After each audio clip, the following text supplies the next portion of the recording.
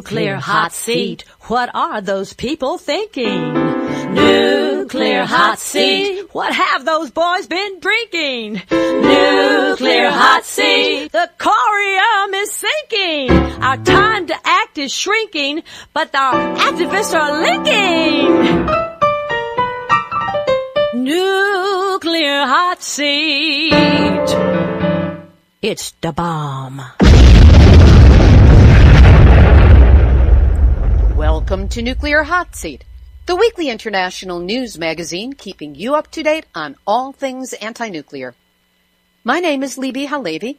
I'm the producer and host, as well as a survivor of the nuclear accident at 3 Mile Island from just 1 mile away. So I know what can happen when the so-called nuclear experts get it wrong. This week, we feature a powerful interview with Steve Simmons, who was on board the USS Ronald Reagan when it sailed to Japan immediately after the earthquake, tsunami, and the beginning of the nuclear disaster on March 11, 2011. He sailed directly into the radiation plume from Fukushima Daiichi, and now you can hear how certain decisions were made aboard the ship, the direct impact this has had on his health, and what it's been like trying to maneuver within government medical systems that do not want to acknowledge that the radiation to which he and his shipmates were exposed had anything to do with the catastrophic health challenges he's been experiencing. That interview, plus Numbnuts of the Week and a new Ma Nature report, will be coming up in just a few minutes.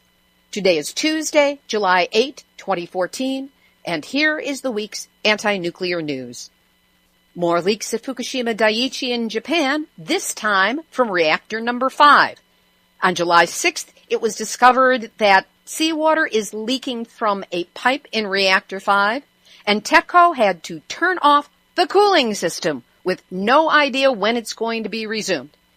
Tepco says the temperature will reach the company's safety limit of 65 degrees Celsius, which is 149 degrees Fahrenheit, within a little more than a week.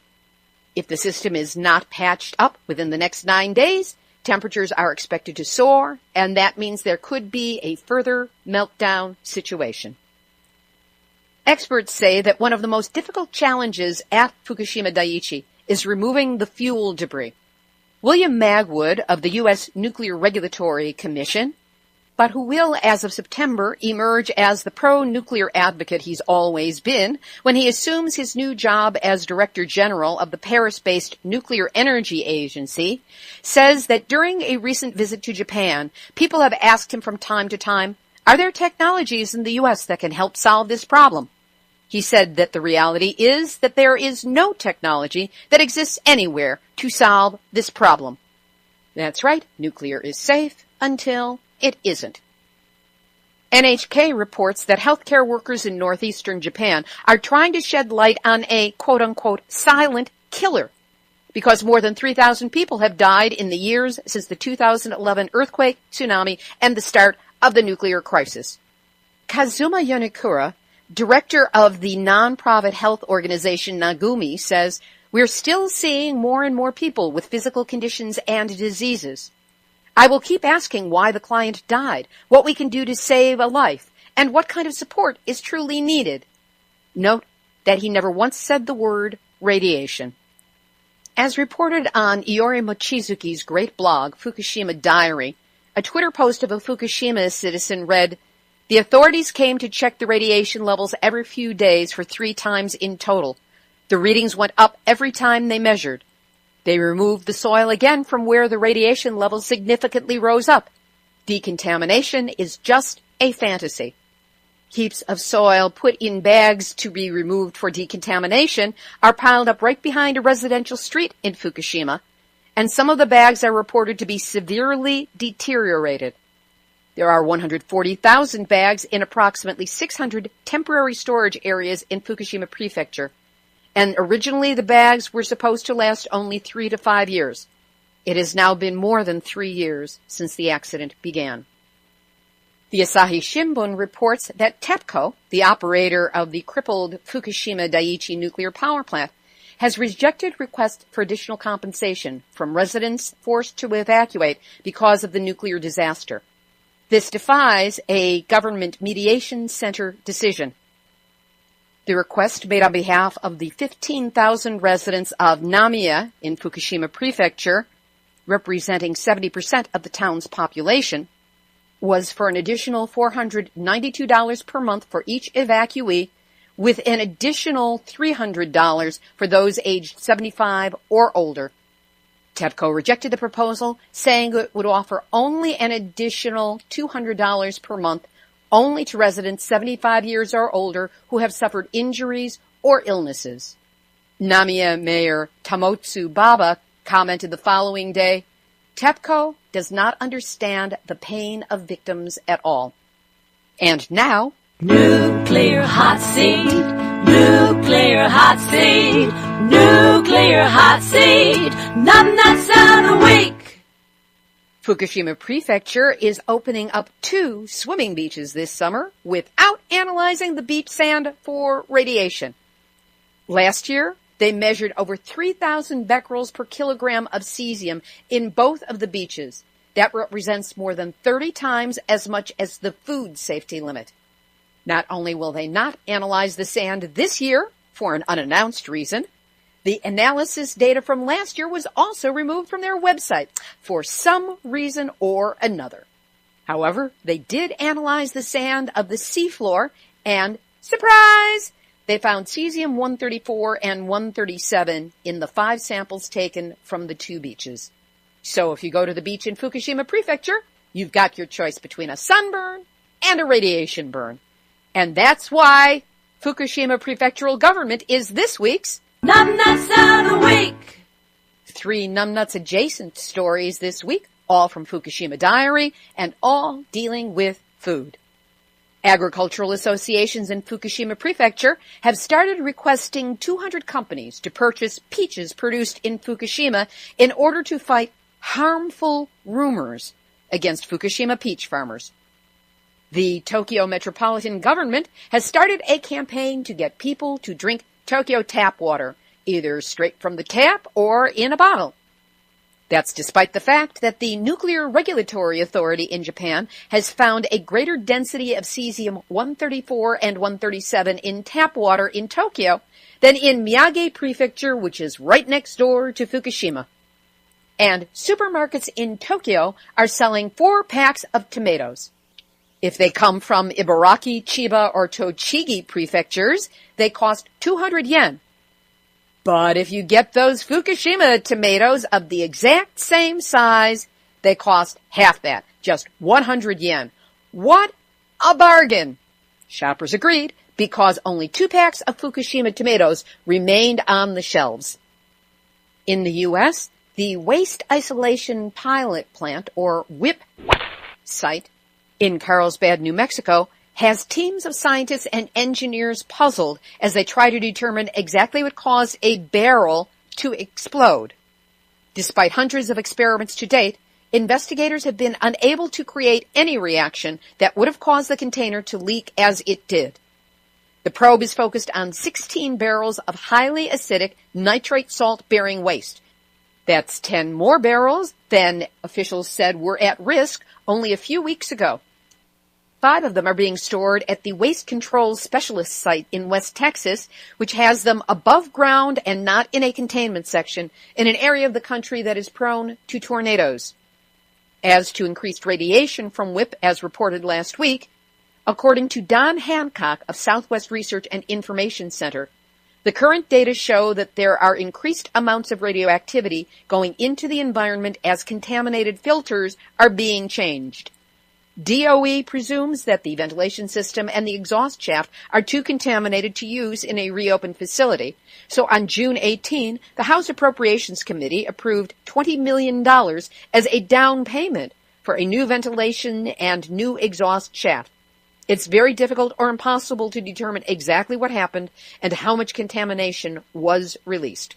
We'll talk again with Don Hancock next week. And now a new report. Stop, look around you. Think, touch, smell. Life is all around you. Guard it well. Reconsider what I'm worth. If you plan to stay on Earth, I'm on nature. Don't mess with me. Well, she's sure been messing with us. A 5.2 earthquake hit the New Mexico border and seismic data spiked at the WIPP nuclear site. There's no known fault in the center, but the fault is not in our stars, it's in ourselves. Same story at Indian Point Nuclear Power Plant in New York, where on July 6th there was a 2.5 earthquake, again along no known fault lines. As Hurricane Arthur bore down on the East Coast, Duke Energy's Brunswick Power Station in North Carolina and Dominion's 2 nuclear power plants at Surrey in Virginia went into emergency preparedness. And a once-in-decades hurricane approached Japan's southern islands with sustained winds of up to 123 miles an hour and gusts of up to 168 miles per hour, generating waves up to 46 feet high. And remember, nuclear power plants are put on the coasts of our oceans so that they can use the water to be cooled, which means that any time there is a hurricane or a typhoon, let alone global warming, the danger at all nuclear facilities in their path increases. No, it's not nice to fool with Ma Nature. I'm Ma Nature! Don't mess with me!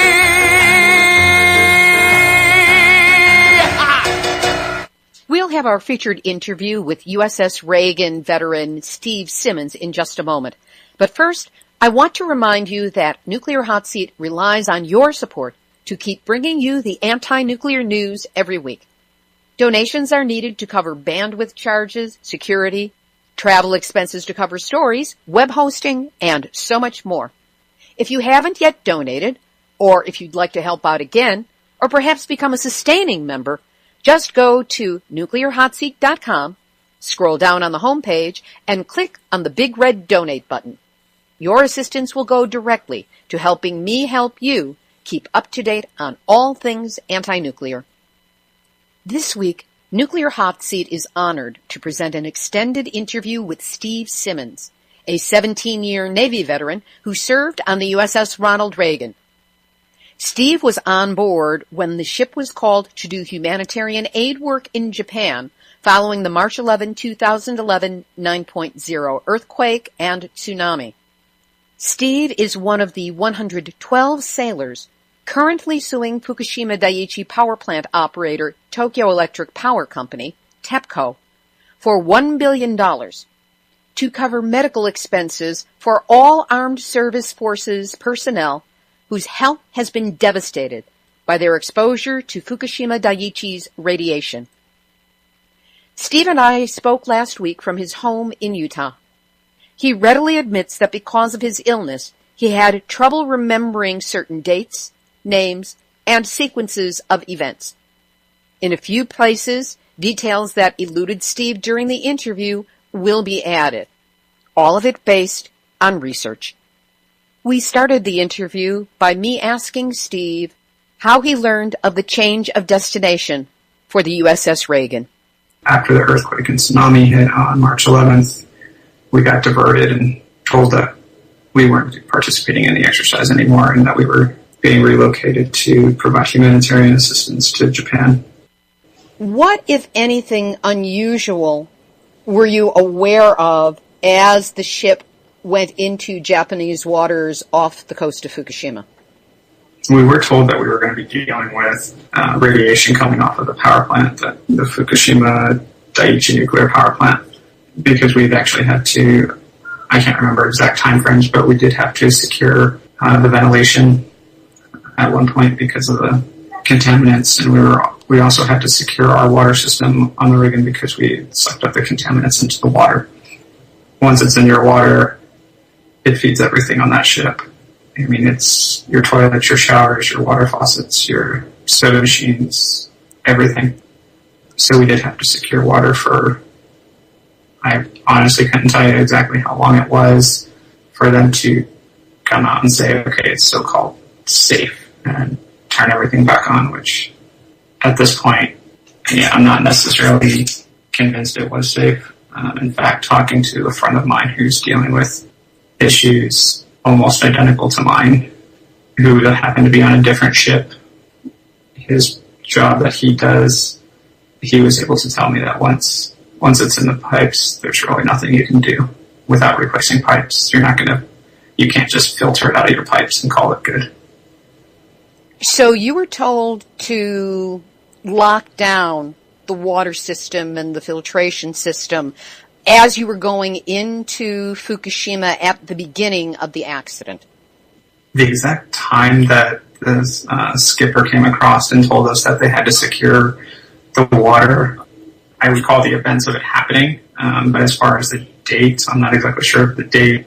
The events of it happening, I vividly recall because I'd already been up that day. I'd already showered, brushed my teeth, gone and had breakfast, drank a bunch of water, and filled up my water bottle and gone to the office. And when they had come across and told us that they had to secure the water because of contaminants in it, and again, they try to do damage control and tell everybody that there's no health risk, there's no problems with it, and everything like that. And, I had some of my sailors who got all worked up and ran downstairs to medical to just kind of touch base with them and verify that there was nothing wrong and that there was no problems or anything like that. And so I don't exactly recall. I wish I did. I wish I could recall the exact date and time of that particular event. Research revealed that the orders to secure the water and ventilation took place on March 14, 2011, 3 days after the Fukushima Daiichi disaster began. When you arrived off the coast of Japan, that was March 12th of 2011.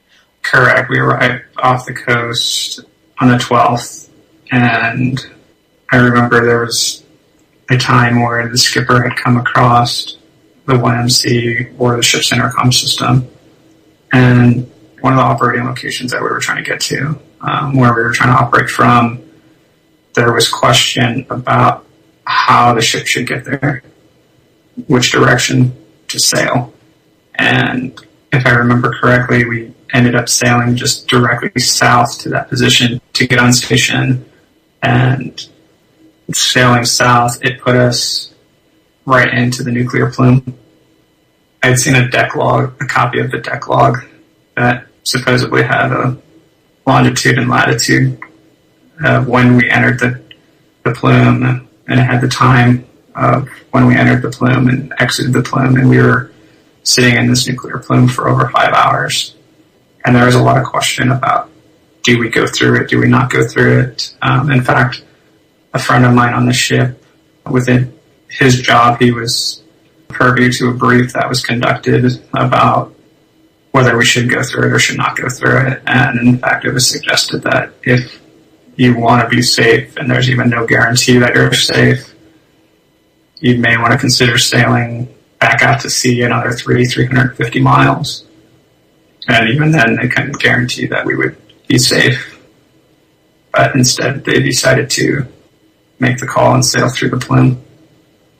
When you arrived off the coast of Fukushima, how far away did the ship anchor? I mean, it brings up an interesting point, because honestly, what I've seen from photographs and what I heard while we were out there and what we're being told now is two different things. Pictures that you see suggest that we were pretty close proximity to Japan's coastline, and the deck log says one thing. Like the coordinates, the lat-long coordinates of the deck log suggest that we were 150 miles out to sea when we entered this nuclear plume. And to me, it's one of those things of, what do you believe? Do you believe what people are telling you, saying that no, there's no chance that the Reagan ever operated closer than 150 miles or 150 nautical miles? Or do you believe the photographs that clearly show the coastline of Japan in the background, and the people that were on board who could clearly see the coastline from the ship? If I'm not mistaken, on the horizon, the human eye can only see approximately 17 miles on the horizon. So you're seeing the Ronald Reagan with the coast right there on the background. What side of that do you believe, the photographs or what people are trying to say? When did you become aware, and how did you become aware that perhaps there was a greater risk than you had been led to believe? I left the ship in September once we hit Hawaii and transferred out to Arlington. It was November timeframe. I was driving into work and I had blacked out driving, and that's when I noticed something was wrong. I wasn't quite feeling myself. Just to give you a brief background, prior to this deployment, I'd been healthy. In 2010, I had been doing P90X workouts, insanity workouts. The summer of 2010, when we were in Hawaii for the rim pack exercises, on one particular day, him and I went and did a couple-mile trail run. The next day, him and I hiked Diamond Head. And the day after I hiked Diamond Head, I met up with some of the coworkers, and we went and hiked Stairway to Heaven. It's 3,922 stairs, and you have to come back down the same way you went up. So I was in relatively good health until November of 11 when I noticed something was wrong. What was the progression of symptoms and problems that you experienced, starting with the blackout in September and moving on from there? The blackout was the first thing that I noticed, and then the headache started to get worse. I started dealing with more GI issues, and honestly, at first, I thought maybe I was just coming down with a stomach bug. I figured 2-3 days, maybe it would go away. And when it didn't go away, the fevers started up. The fevers kept getting higher. I would spike fevers as high as 102.9. And then by January of 12, it was the first time that I was hospitalized. And the intern that was part of the medical team that was in charge of the case there, I brought up the radiation exposure as a potential cause for everything, because I tried to rack my brain as far as what could this be. And so I brought up the radiation exposure, and the intern just kind of blew me off. And in fact, he told me that if it was radiation, that I should have seen symptoms long before this. This is less than a year after, and he's telling me I should have seen symptoms long before that. I was honestly so frustrated. I told the intern that I wasn't a doctor, but he needed to go back to medical school because he was an idiot. And he was military. He was at Walter Reed. So I told him that he needed to go back to med school because can you grab a patient from Chernobyl and before 20 years tell him that he should have developed symptoms and the cancer he developed 20 years later wasn't caused by the radiation exposure? That intern sent me home with a so-called sinus infection. 3 days later, I was readmitted to the hospital because my lymph nodes were swelling. And that during that hospitalization, I was coming out of the restroom, and according to my wife, had this blank stare on my face, and that's when my legs buckled, and the muscle weakness started to onset.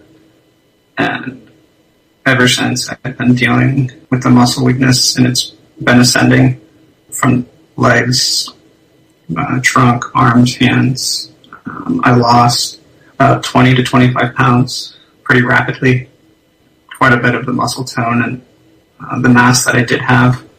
I still have some tone today, but it's useless. I can't really use the muscles much at all. I'm down to about 20 pounds of grip strength in my hands, which is barely functional. I've also deal with neurogenic bladder now, so I do have to catheterize every 4 hours in order to empty the bladder. The migraines still get worse. The fevers still come and go, and they just keep calling it fever of unknown origin. My vitamin D is in the gutter. They just keep calling it an unspecified vitamin D deficiency. Last summer, I ended up with second-degree burns on my legs just from being out in the sun for 3, maybe 4 hours. And before that, I had never dealt with any photosensitivity at all because of my heritage. so that had never been a concern. And nobody can figure it out. I've been getting this rashes that come and go. They'll go up my arms, my neck, around my eyes, back, stomach, legs. I deal with tremors and spasms.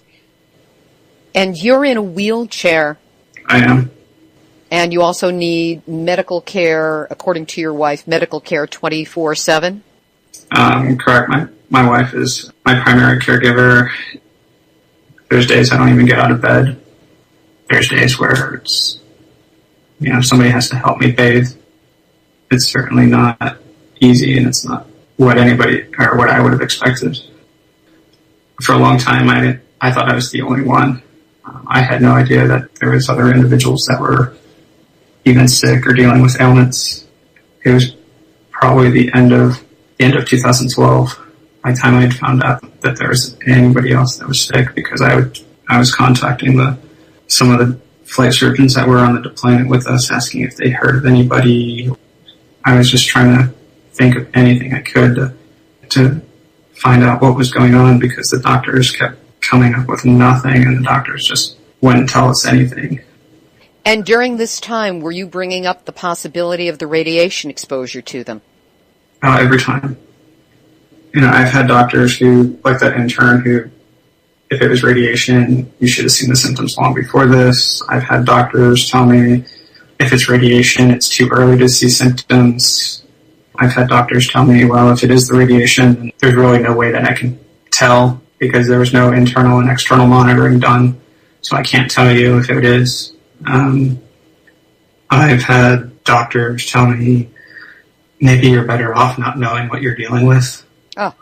I've had doctors tell me that maybe this is a case of the commons, and we're like, what is that? And he's like, well, this is either a common presentation to something uncommon or an uncommon presentation to something common. And I was just like, thank you, Captain Obvious. You went to medical school to tell me this.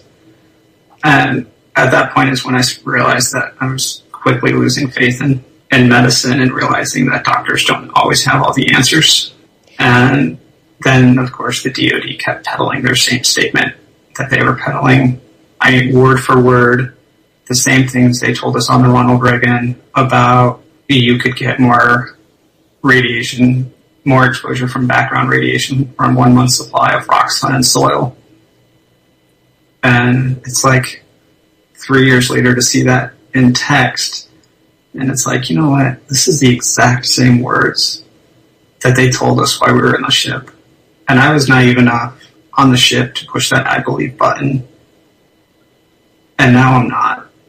I mean, you can't have over 100 people or 200 people sick and one who has died this past April, and to say that there's absolutely no health risk. And even if I want to sit there and say, okay, I can get more background radiation from rock, sun, and soil from a month, well, we got that month's supply of background radiation. And what did they say? 5 hours of a plume? We were there on station for 30 days.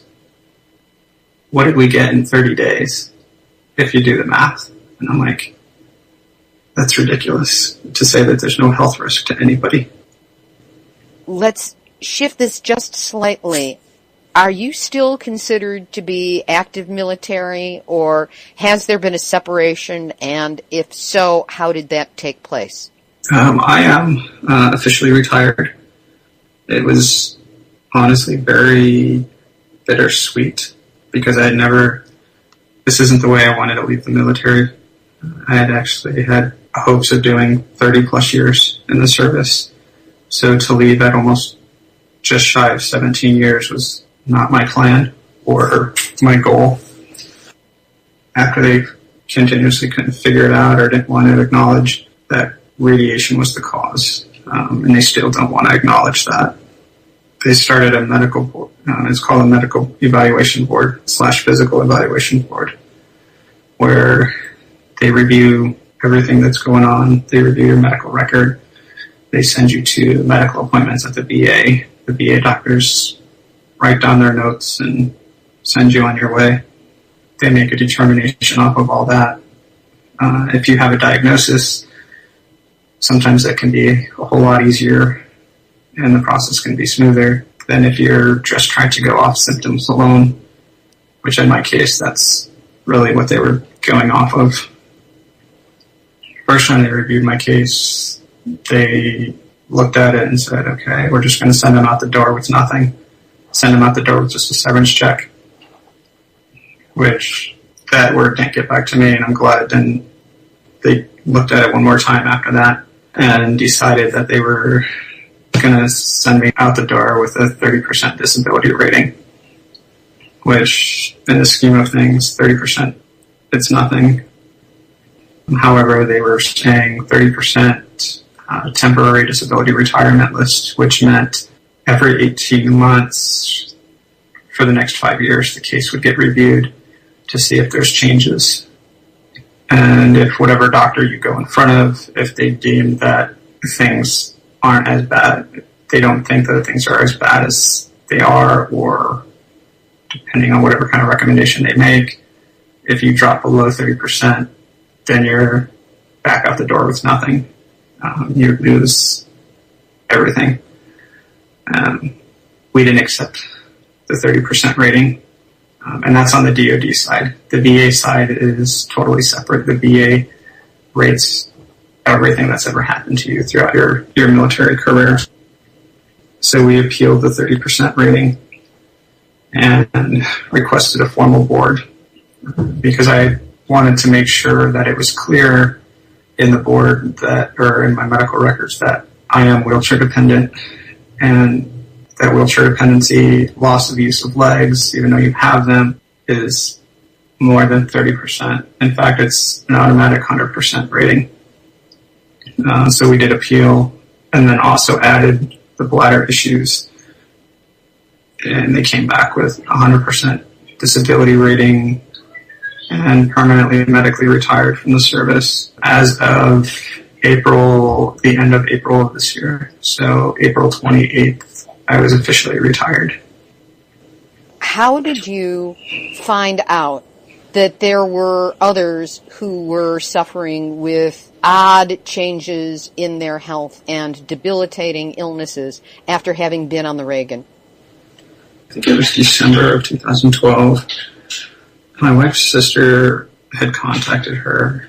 My wife's sister lives in Texas, and she got a phone call, either a phone call or message or something, email or something, and said, hey, I've got this news article, you might want to take a look at it. And she sent her this news article, and it had talked about, I think at that point it was only maybe 3 individuals that had come forward that they were dealing with health issues or health concerns.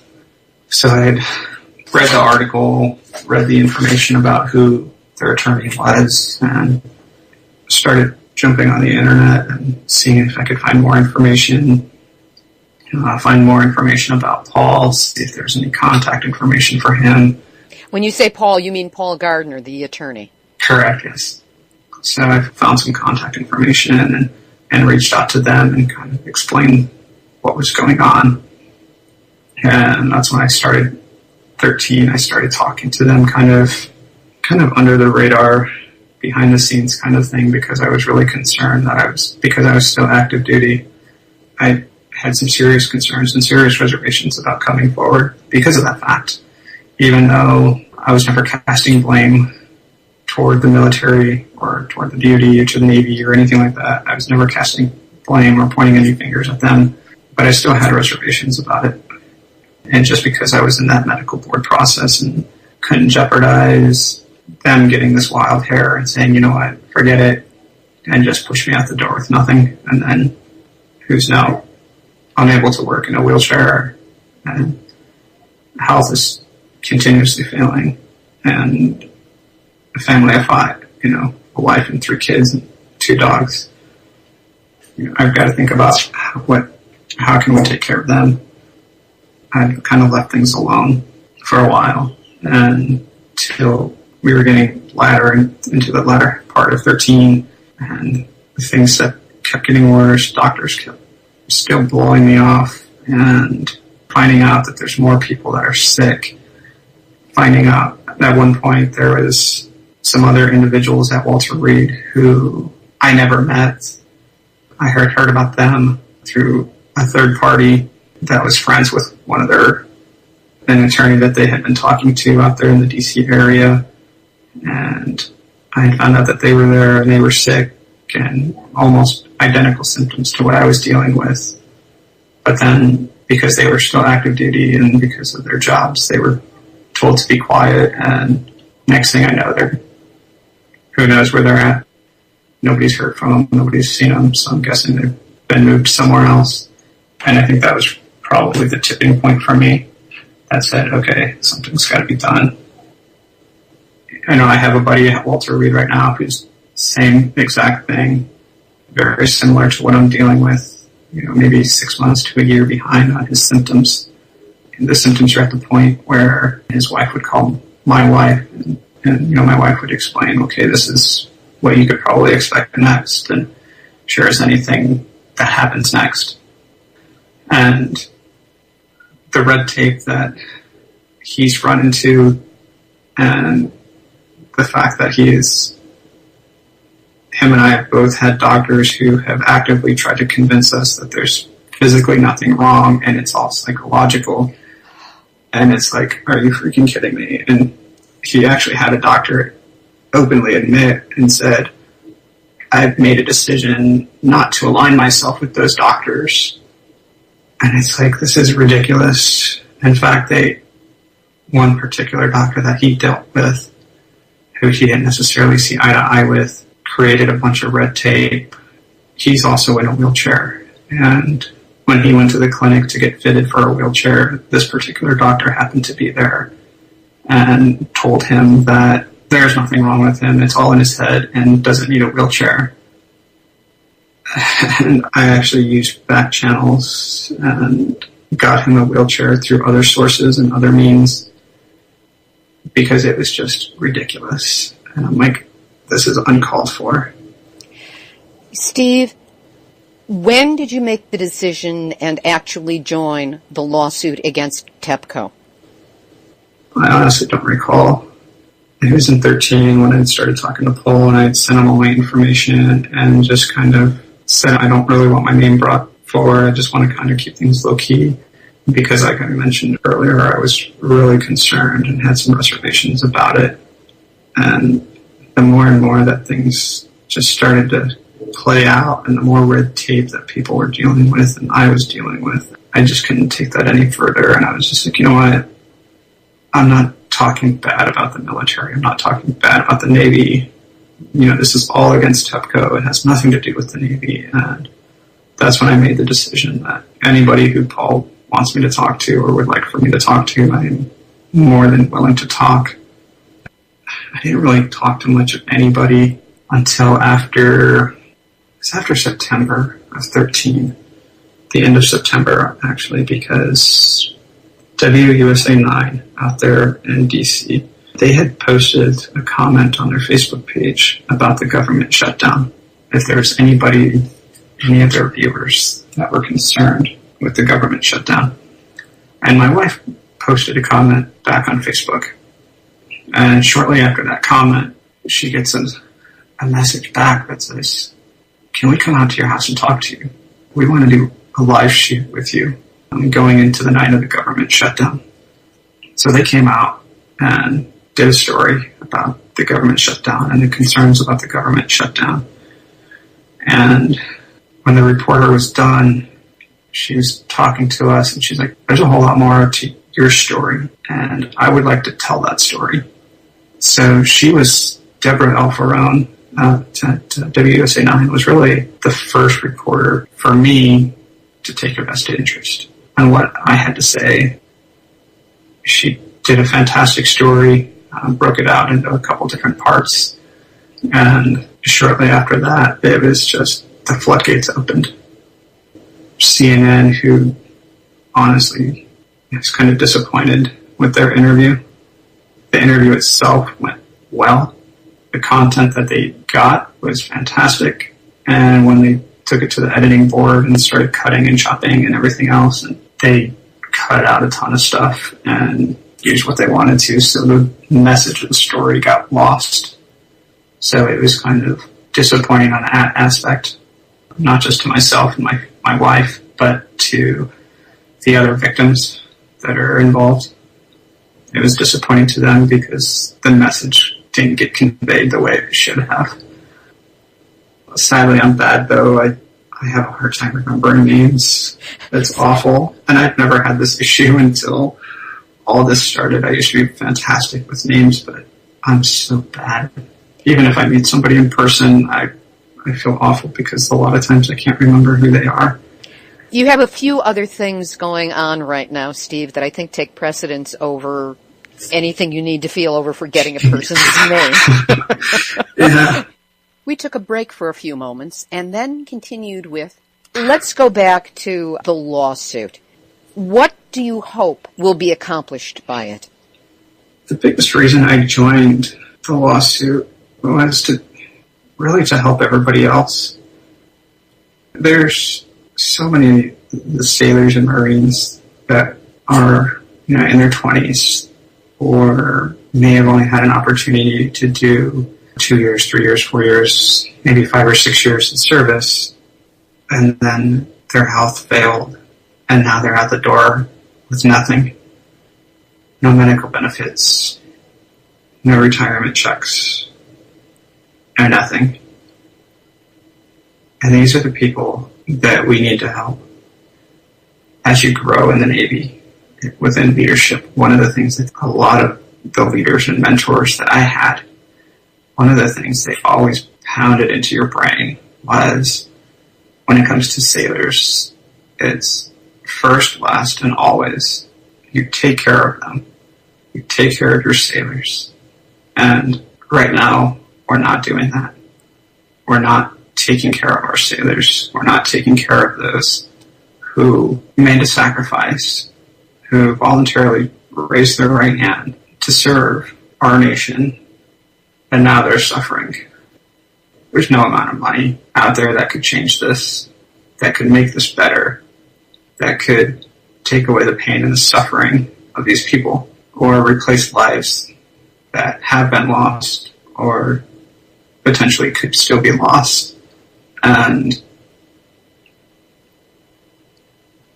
we need to take care of them. We need to take care of their families. And to me, it's one of the hardest things to see, your shipmates or your sailors and fellow Marines suffering because of lack of acknowledgement that there is even an issue. And I think one of the things that's so frustrating on my piece is, why is there so much effort going into hiding this issue? I mean, it feels like they're putting more effort into hiding the issue than they are to come out and honestly say, wow, there is an issue. This is what the issue is. Unfortunately, we didn't know the severity of the issue when it was happening. And that's, one of the premises of the lawsuit is the fact that it's false information provided by Tepco that started this chain of events, where if they would have been open and honest out front and said, this is the issue, this is how bad it is, this is what we're dealing with here on the ground, I would have to assume and have to imagine that the decision makers would have done things a little differently. That you wouldn't take this huge aircraft carrier with your most important assets. And when I refer to assets, I'm not talking about the ship itself or the millions of dollars worth of equipment or aircraft on board. I am talking about your sailors and Marines that are on board, because that's your number one asset. Without your sailors and your Marines, the ship is dead in the water. It's not going anywhere. The aircraft aren't flying. Nothing's happening. So if you knew the true severity of what was going on, would you take that carrier with approximately 5,500 sailors and Marines on board and place it in a location that's going to bring harm to them and their lives, whether immediately or down the road. It's a little different than being a boots on ground. Yes, we're all following orders, but at the same time, if you want to acknowledge the fact that there was a threat that we were unaware of how bad it was, for me, I don't see any harm of acknowledging that. You're not admitting guilt. You're not saying, we knew this was a problem and we did it anyways, or it was a problem, we did it and we do it again because that's what we do. And I'm not saying that wouldn't be the case, because yes, there was a problem, and absolutely would I volunteer my services again any day of the week. But to come out and say, look, we now realize how bad it was. What is it? They're deeming this the worst nuclear disaster in history. Then it's time to acknowledge the fact that, yeah, this is a problem. There is going to be some effects on human life. And let's start doing what we have to take care of these people who stepped up and volunteered their service, their time, and their life for this country. And let's take care of them, because that's what they did. That's what the military does, is they take care of those, and they fight for those who either can't fight for themselves or are in dire needs. And that's what Japan was in. They were in dire needs and needed our help. So we answered that call. So it's time that, we answer the call to help everybody else, to help take care of our own. And that was the biggest thing for me. And that's why I stepped up and said, you know what, I'm going to bring my name forward to Paul, and because the more you can add, the more power you can add to his case, and the stronger you can make it, the better shot he has of seeing some kind of resolution and getting resolution to make sure that folks are taken care of, or their families are taken care of after, if the worst case happens and some more folks pass. And, I would honestly have to be naive to think that nobody else is going to pass away from this. I think it's just a matter of time that there's going to be more lives lost. And, honestly, I would be lying if I don't think every day if I'm going to be next, just because of how bad my health keeps going downhill, and I either have okay days or I have really bad days. And so it's, I don't know.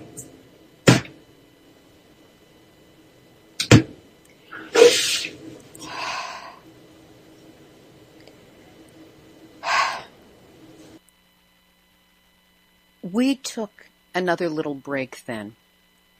And in coming back, I asked Steve a basic question I use at the end of all of my interviews, which is there anything else you would like to say that we haven't been able to cover yet? I can tell you one of the things that my wife and I have run into, aside from dealing with doctors who want to operate with blinders on, or agencies that want to operate with blinders on, we also run into, when we're trying to look for assistance with certain things, having a life-changing event that puts somebody in a wheelchair, there's a lot of things that change. Your housing needs change and everything else, and that's one of the things that we struggle with, is figure out housing. We had heard about all these organizations out there that help wounded warriors build wheelchair-accessible homes and everything, and how great they are, and building wheelchair-accessible homes and adaptive homes for the wounded warriors and stuff. And so we reached out to so many of them, and we keep getting the same answer from them, is, sorry, no, we can't help you. Or, you're not a boots-on-ground injury, you're not an amputee, so we can't help you. Or, my wife would hear comments back about, sorry, your husband's not injured enough. And it's like, are you kidding me? To me, it's heartbreaking, because if it's going to happen to me, it's going to happen to other people. Same other people that are going to be in similar situations down the road, that are going to be looking for assistance, where for us having to focus on down payment for a house or building a house, that wasn't something in the forefront of my mind. And when I got sick, my wife quit working so that she could be my full-time caregiver, and we exhausted our entire savings. So to hear people tell us, well, sorry, your husband's not injured enough, or you're not an amputee, I'm sorry, I can't help you, or whatever other excuse they give us, it's like, are you kidding? Just because myself or others are not boots on ground, we still made the same sacrifice that those who are boots on ground made. We're still sacrificing either our mobility or our life for this country and to help our allies. And yet, because somebody in a suit wants to sit there and make decisions that say, well, this is the criteria of people we want to help, and you're shutting out a whole other group of people who have made the same sacrifices. Please don't get me wrong, I don't want to take away from anything that anybody has done with boots on ground, because my hat's off to those guys, those sailors, Marines, and soldiers and airmen who have done it. But we're all in the same boat, whether we have prosthetics or we have our legs and can't use them. We're all in the same situation. We all need help. We all need assistance. And for folks to open their minds and consider restructuring organizations to provide assistance to those who are going to need it, that would be one thing that I would say. But, I'm just one person, and whether people listen to that or not, that's totally up to them. I wish I had answers. I wish I had the answers for my health. I wish I had the answers of how come we can't find organizations to help us and stuff like that, or to help all the other individuals that are dealing with issues too.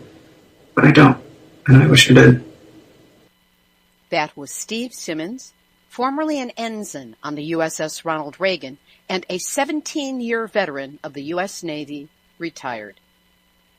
As for the lawsuit against Tepco, there are currently 112 sailors represented in the case, and that number is expected to grow.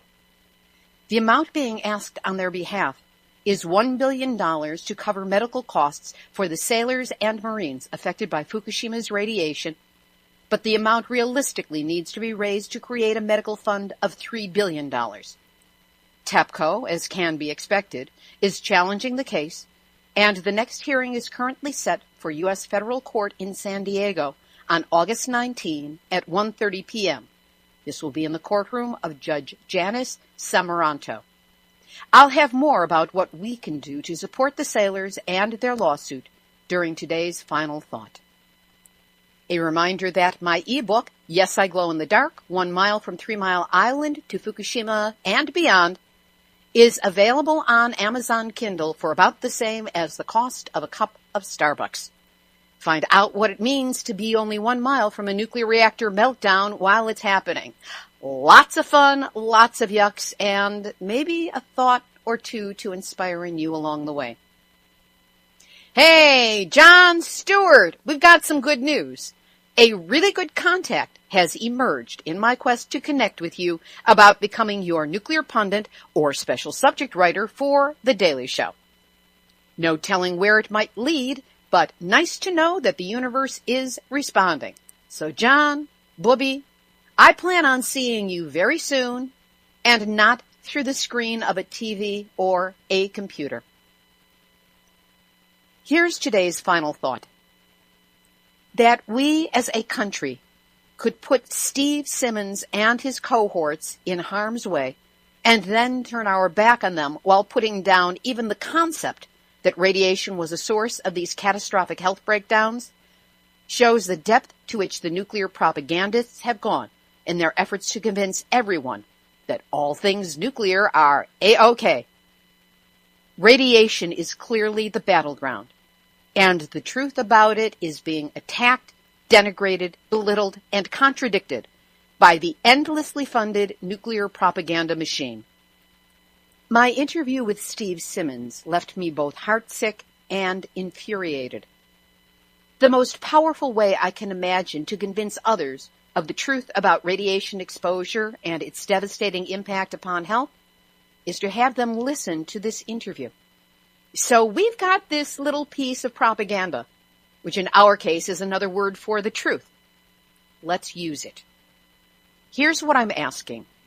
Wherever you are in the United States, email a link to this interview to your local radio and TV news stations, urging them to listen. If you know a veteran, send him or her the link. If you are a veteran and are connected with any veterans organizations, send them the link and see what they can do. Use this recording to agitate for support for these sailors. Do not stop. Yes, the VA is a mess, but what we're talking about here goes beyond that bureaucratic nightmare into what appears to be an intentional manipulation of information to deny treatment or even proper diagnosis. Then, as we get closer to the date of the hearing, if you are anywhere near San Diego, California, find out what you can do to support the case. You can contact the attorneys, Paul Gardner at P as in Paul, C as in cat, G as in Garner at garnerlaw.com, or Charles Bonner at C Bonner, that's C like a cat, B as in boy, ONNER 799 at AOL.com. I will post links to these up on the website. When that hearing takes place, I would personally love to see one of those Vets on Harley groups come and bear witness en masse. So find out what you can do that will support these sailors as they try to get this tiny bit of justice for what has been done to them. And then go do it. Meanwhile, I promise to do my best to keep you informed, and I do plan to be in San Diego for the hearing. In closing, this has been Nuclear Hot Seat for Tuesday, July 8, 2014.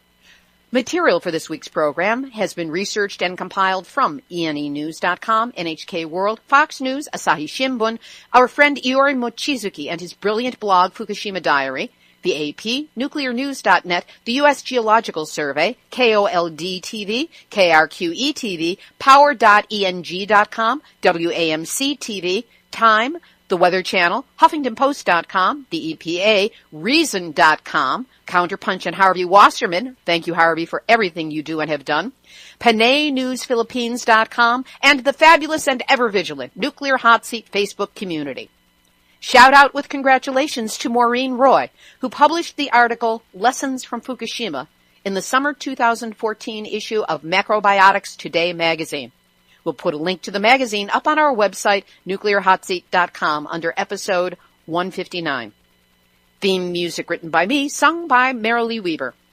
Nuclear Hot Seat is syndicated by UCY.TV. We're now on 3 times a week, including a flashback random replay on Tuesdays. We're also on airprogressive.com. Our archive is available on iTunes. You can subscribe under podcasts, and you can also search the website nuclearhotseat.com. Nuclear Hot Seat is the activist voice on nuclear issues. So if you have a story lead, a hot tip, or a suggestion of someone to interview, send an email to info@nuclearhotseat.com. We are copyright 2014, Lee B. Halevi and Hardestry Communications. All rights reserved, but fair use allowed. You have my permission to reuse as long as proper attribution, website, and email are included. And for today's interview, that includes you in the paid media as well. Just give me credit. This is Lee B. Halevi of Hardestry Communications, the heart of the art of communicating, reminding you that we've all had our nuclear wake-up call. Now don't go back to sleep, because we are all in the nuclear hot seat. Nuclear hot seat. What are those people thinking? Nuclear hot seat. What have those boys been drinking? Nuclear hot seat. The corium is sinking. Our time to act is shrinking, but our activists are linking. Nuclear hot seat. Nuclear hot seat. What are those people thinking? Nuclear Nuclear hot seat. What have those boys been drinking? Nuclear hot seat. The corium is sinking. Our time to act is shrinking, but our activists are linking. Nuclear hot seat. It's the bomb. Welcome to Nuclear Hot Seat, the weekly international news magazine keeping you up to date on all things anti-nuclear. My name is Libby Halevi. I'm the producer and host, as well as a survivor of the nuclear accident at 3 Mile Island from just 1 mile away. So I know what can happen when the so-called nuclear experts get it wrong. This week, we feature a powerful interview with Steve Simmons, who was on board the USS Ronald Reagan when it sailed to Japan immediately after the earthquake, tsunami, and the beginning of the nuclear disaster on March 11, 2011. He sailed directly into the radiation plume from Fukushima Daiichi, and now you can hear how certain decisions were made aboard the ship, the direct impact this has had on his health, and what it's been like trying to maneuver within government medical systems that do not want to acknowledge that the radiation to which he and his shipmates were exposed had anything to do with the catastrophic health challenges he's been experiencing. That interview, plus Numbnuts of the Week and a new Ma Nature report, will be coming up in just a few minutes. Today is Tuesday, July 8, 2014, and here is the week's anti-nuclear news. More leaks at Fukushima Daiichi in Japan, this time from reactor number 5. On July 6th, it was discovered that seawater is leaking from a pipe in reactor 5, and Tepco had to turn off the cooling system with no idea when it's going to be resumed. Tepco says the temperature will reach the company's safety limit of 65 degrees Celsius, which is 149 degrees Fahrenheit, within a little more than a week. If the system is not patched up within the next 9 days, temperatures are expected to soar, and that means there could be a further meltdown situation. Experts say that one of the most difficult challenges at Fukushima Daiichi is removing the fuel debris. William Magwood of the U.S. Nuclear Regulatory Commission, but who will, as of September, emerge as the pro-nuclear advocate he's always been when he assumes his new job as Director General of the Paris-based Nuclear Energy Agency, says that during a recent visit to Japan, people have asked him from time to time, are there technologies in the U.S. that can help solve this problem? He said that the reality is that there is no technology that exists anywhere to solve this problem. That's right, nuclear is safe until it isn't. NHK reports that healthcare workers in northeastern Japan are trying to shed light on a quote-unquote silent killer. The request made on behalf of the 15,000 residents of Namiya in Fukushima Prefecture, representing 70% of the town's population, was for an additional $492 per month for each evacuee, with an additional $300 for those aged 75 or older. Tepco rejected the proposal, saying it would offer only an additional $200 per month, only to residents 75 years or older who have suffered injuries or illnesses. Namiya Mayor Tamotsu Baba commented the following day, Tepco does not understand the pain of victims at all. And now, Nuclear hot seat, nuclear hot seat, nuclear hot seat, Numbnuts of the Week. Fukushima Prefecture is opening up 2 swimming beaches this summer without analyzing the beach sand for radiation. Last year, they measured over 3,000 becquerels per kilogram of cesium in both of the beaches.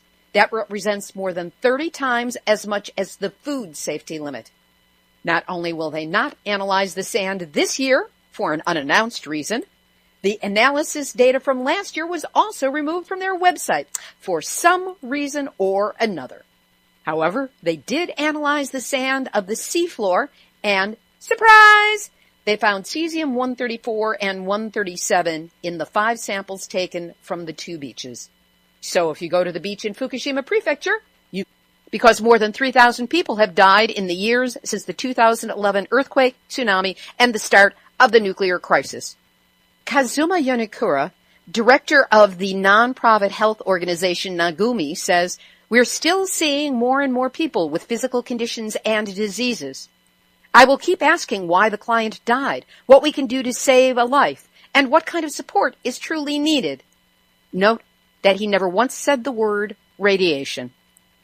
As reported on Iori Mochizuki's great blog, Fukushima Diary, a Twitter post of a Fukushima citizen read, "The authorities came to check the radiation levels every few days for 3 times in total. The readings went up every time they measured. They removed the soil again from where the radiation levels significantly rose up. Decontamination is just a fantasy." Heaps of soil put in bags to be removed for decontamination are piled up right behind a residential street in Fukushima, and some of the bags are reported to be severely deteriorated. There are 140,000 bags in approximately 600 temporary storage areas in Fukushima Prefecture, and originally the bags were supposed to last only 3 to 5 years. It has now been more than 3 years since the accident began. The Asahi Shimbun reports that Tepco, the operator of the crippled Fukushima Daiichi nuclear power plant, has rejected requests for additional compensation from residents forced to evacuate because of the nuclear disaster. This defies a government mediation center decision. You've got your choice between a sunburn and a radiation burn. And that's why Fukushima prefectural government is this week's Numbnuts of the Week. 3 numbnuts adjacent stories this week, all from Fukushima Diary and all dealing with food. Agricultural associations in Fukushima Prefecture have started requesting 200 companies to purchase peaches produced in Fukushima in order to fight harmful rumors against Fukushima peach farmers. The Tokyo metropolitan government has started a campaign to get people to drink Tokyo tap water, either straight from the tap or in a bottle. That's despite the fact that the Nuclear Regulatory Authority in Japan has found a greater density of cesium-134 and 137 in tap water in Tokyo than in Miyagi Prefecture, which is right next door to Fukushima. And supermarkets in Tokyo are selling 4 packs of tomatoes. If they come from Ibaraki, Chiba, or Tochigi prefectures, they cost 200 yen.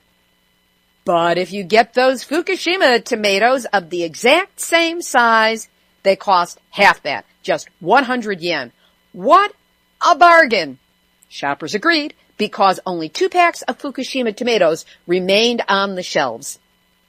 In the U.S., the Waste Isolation Pilot Plant, or WIPP site, in Carlsbad, New Mexico, has teams of scientists and engineers puzzled as they try to determine exactly what caused a barrel to explode.